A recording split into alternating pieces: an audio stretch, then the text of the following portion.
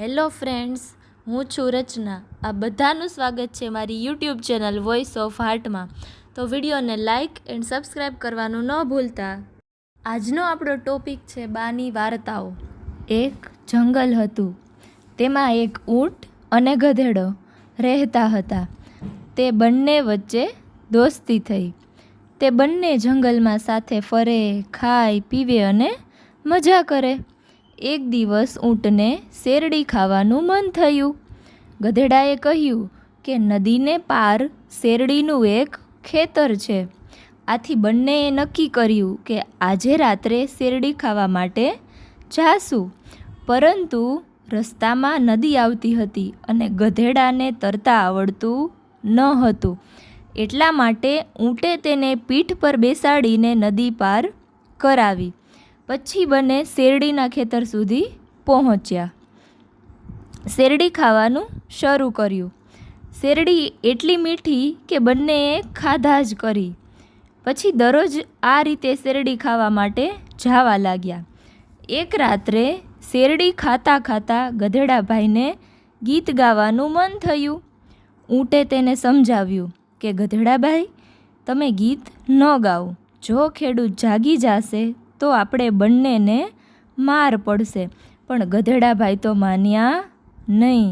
તેને તો ગાવાનો શોખ પડ્યો. તેને કીધું કે ગીત તો મારે ગાવું જ પડશે.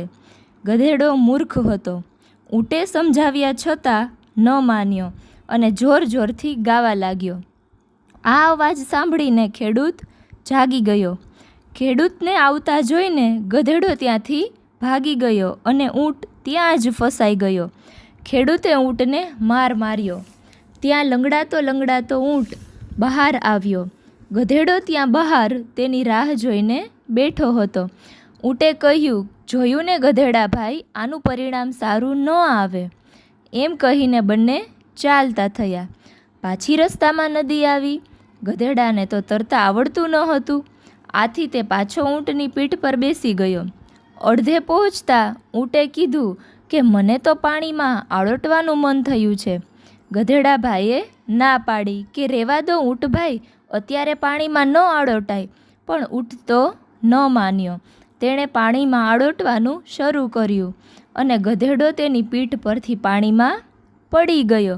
પછી ગધેડો ઊંટ પાસે કરગરવા લાગ્યો અને કહ્યું કે મને મારી ભૂલ સમજાઈ ગઈ છે, મને માફ કરો અને બહાર કાઢો.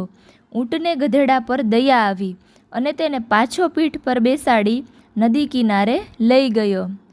તો જોયું ને દોસ્તો, આ વાર્તા પરથી આપણને શીખવા મળે છે કે મૂર્ખ અને સ્વાર્થી માણસની ક્યારેય મિત્રતા કરાય નહીં.